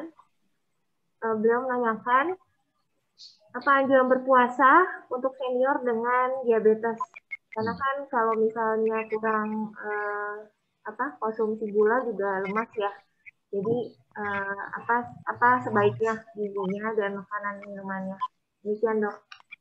Ya, baik. Terima kasih. Untuk pasien diabetes pada saat berpuasa sama aja gitu. Jadi hindari termasuk kayak yang gula-gula sederhana seperti kayak gula, sirup, madu. Nah, itu sebaiknya dihindari. Gitu, karena dia itu lebih cepat gula diserap sehingga akan lebih cepat mudah kenyang, dan juga dia akan lebih cepat lapar lagi. Nah, sebaiknya dipilihlah makanan karbohidrat yang kompleks seperti yang banyak serat seperti buah-buahan dan sayur-sayuran, ataupun misalnya seperti kacang-kacangan juga seperti kayak roti gandum, misalnya sereal, itu lebih dibandingkan dengan makan terlalu banyak nasi. Nasi juga mesti boleh, tapi hindari seperti kayak sirup, gula-gula dan gula. Nah itu akan dipecah gulanya lebih lambat sehingga gulanya lebih maintenance di dalam darah lebih stabil. Begitu. Oke, baik dokter. Terima kasih banyak. Oke, baik, saya tutup pertanyaannya, tapi masih ada satu pertanyaan terakhir ya. Setelah ini mungkin saya tutup. Dari Ibu Sri, dari Ibu Yanti kalau nggak salah. Ibu Yeti. Ibu Yeti menanyakan sejak operasi katarak kedua mata Juni dan Agustus 2019, saya dianjurkan ganti kacamata jauh sementara untuk dekat atau baca sekarang jadi tidak perlu. Karena ragu berkunjung ke rumah sakit, sehabis obat tetes mata yang dipakai usai operasi, saya jadi belum kontrol kembali. Pertanyaan saya, dalam kondisi seperti ini, apakah obat tetes mata yang dapat dianjurkan agar kesehatan mata terpelihara? Mungkin ke Dokter Libra ya. Silakan dok. Baik, terima kasih. Jadi pada prinsipnya obat itu dipakai jangka panjang jarang lah. Kayak obat TBC juga kan tadi saya bilangin paling 6 bulan mungkin ya. Jadi kalau obat sama obat kadang-kadang pasien udah obat selesai operasi katarak itu hanya diberikan pada periode waktu tertentu. Itu kenapa perlunya kontrol. Dokter akan menentukan apakah obatnya dapat dilanjutkan, apakah ditambah atau di stop gitu ya. Kemudian obat tetes mata apa yang dapat dianjurkan agar kesehatan mata terpelihara? Nah, biasanya pada lansia kembali ke yang tadi, problemnya paling sering adalah dry eyes. Dry eyes karena kualitas air matanya mulai berkurang. Nah, kalau problemnya hanya kering, dry eyes, ibu dapat beli sendiri itu obat-obat yang pelembab, obat mata pelembab yang bebas zat pengawet. Nanti tanya ke apoteknya aja. Mungkin kalau di forum gini kalau dokter nyebutin merek mungkin kurang ini ya, kurang etis ya. Jadi mungkin ibu bisa tanya sendiri ke farmasinya obat pelembab mata yang tidak mengandung zat pengawet gitu kan. Itu kalau problem untuk memelihara kesehatan mata. Tapi tadi untuk operasi ada baiknya ibu kembali ke dokter yang melakukan operasi, tanyakan, dok apakah ini obat lanjut atau stop dan sebagainya. Di situ akan ketahuan apakah perlu stop, ditambah atau sudah selesai kontrolnya. Untuk kacamata ya tentunya akan diukur ulang. Ya, biasanya kalau udah dua-duanya ukuran kacamata ya pasti berubah karena bukan pasti, kebanyakan berubah. Nanti dokter akan melaksanakan obatnya stop, operasinya udah nggak perlu kontrol lagi. Biasanya kalau saya seperti itu. Ini saya ukurkan kacamata, kontrol terakhir selesai gitu. Kalau untuk kesehatan mata tadi mungkin obat tetes mata yang pelembab yang tanpa pengawet. Kira-kira seperti itu. Terima kasih. Oke, baik. Demikian materi pertama dan kedua dari dokter kedua spesialis kita.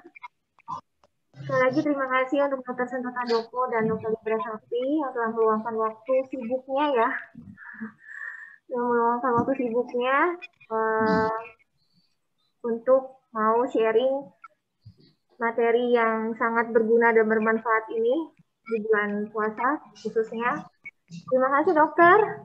Nanti kapan kita berjumpa lagi di lain waktu. Selamat bertugas kembali dan selalu sehat. Ya, kami akan memberikan tips minuman sehat yang dapat Bapak Ibu konsumsi dan buat di rumah sendiri. Dan ini bagus, sangat bagus untuk di bulan puasa.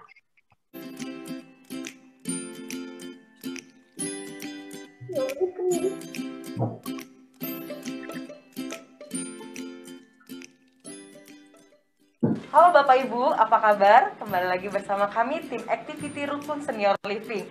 Kali ini kami akan memberikan tips minuman sehat untuk menjaga stamina tubuh selama bulan puasa. Bahan-bahan yang akan kita gunakan kali ini, saya menggunakan 2 potong nanas, dan ini nanas yang sudah saya potong-potong.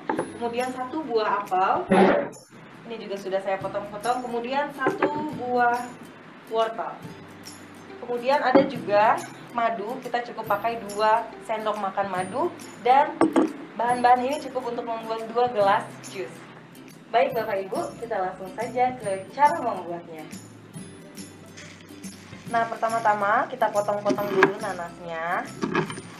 Seperti yang kita tahu, Bapak Ibu, di dalam nanas ini mengandung vitamin A, B, dan C yang sangat bagus untuk menjaga imun tubuh. Dan di dalamnya juga terdapat banyak kandungan vitamin lainnya.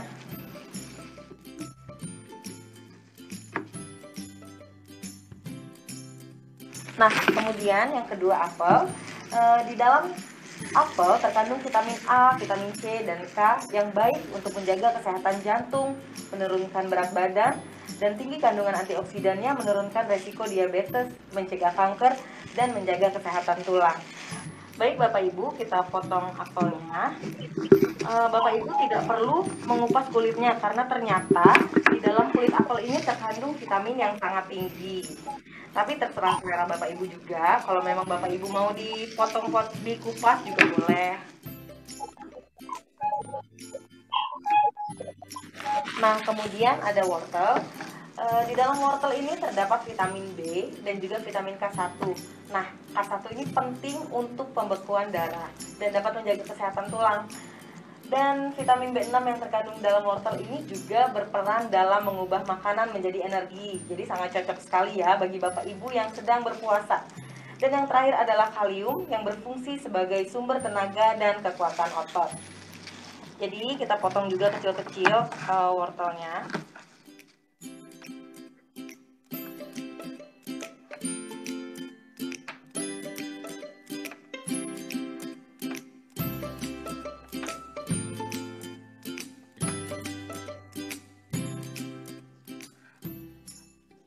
Selanjutnya, kita masukkan bahan-bahan yang sudah dipotong-potong tadi.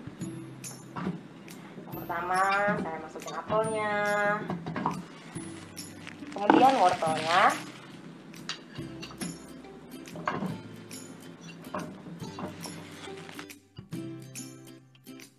Kita masukkan juga nanasnya.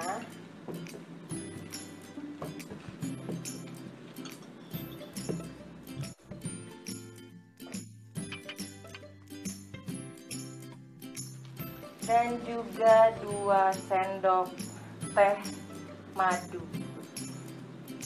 Buat Bapak Ibu yang nggak mau pakai madu juga nggak apa-apa. Nah, seperti yang Bapak Ibu ketahui bahwa di dalam madu ini terdapat banyak sekali manfaat. Antara lain meningkatkan imunitas, menjaga kesehatan sistem pencernaan, dan menjaga kesehatan jantung. Selanjutnya, saya akan memasukkan es batu di sini. Nah, untuk es batu itu pilihan ya Bapak Ibu. Bapak Ibu boleh menggunakan atau tidak.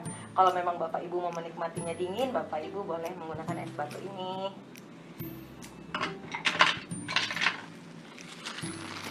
Dan saya masukkan sedikit air. Ya, cukup. Kemudian kita tutup blendernya.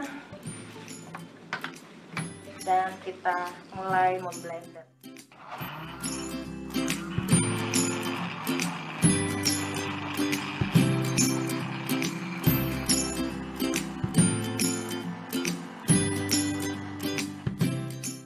Setelah selesai, kita tuangkan ke dalam gelas.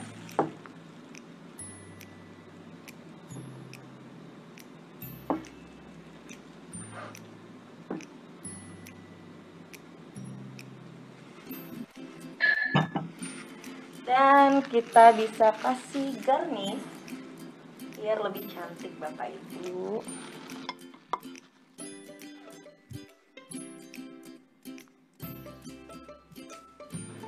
This is it, healthy juice ala Tim Activity Rukun Senior Living. Selamat mencoba dan salam sehat.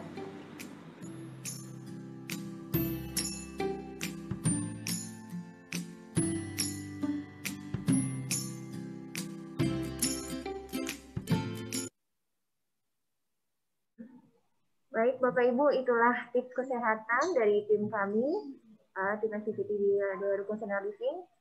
Nantikan tips-tips kesehatan berikutnya di acara Small Talk kita bulan depan.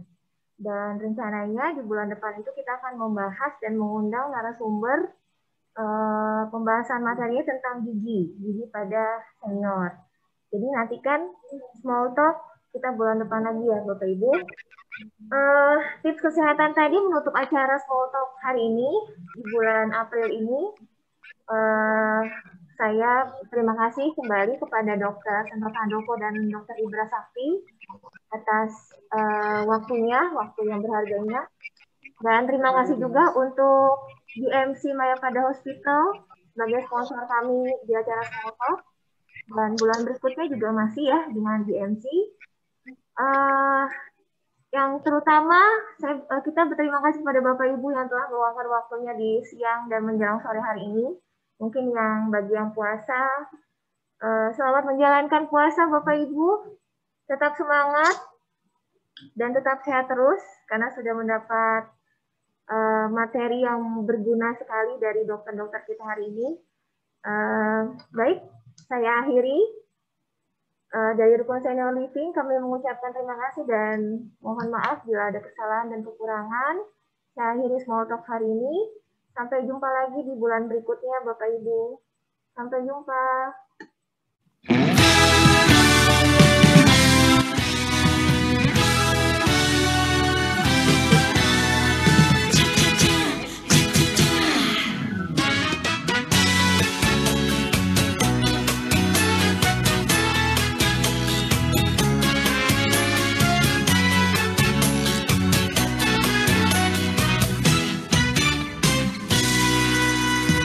Di usia emas yang indah, hidup dengan penuh semangat, aktif mandiri dan produktif,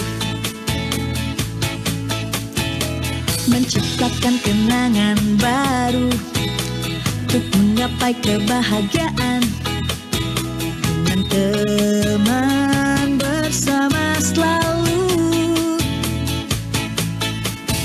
Mensyukuri semua berkat yang telah kita alami. Enjoy life every day with Rukun Senior Living. Enjoy life every day with Rukun Senior Living. Menikmati kenyamanan hidup setiap hari.